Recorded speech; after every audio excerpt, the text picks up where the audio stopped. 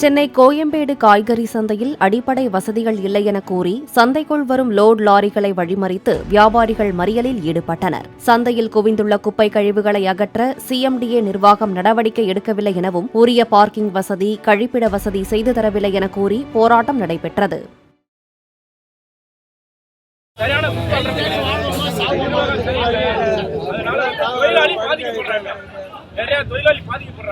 இந்த பாதிக்கப்படாம தொழிலாளி நல்லா இருக்கணும், முதலாளி நல்லா இருக்கணும்.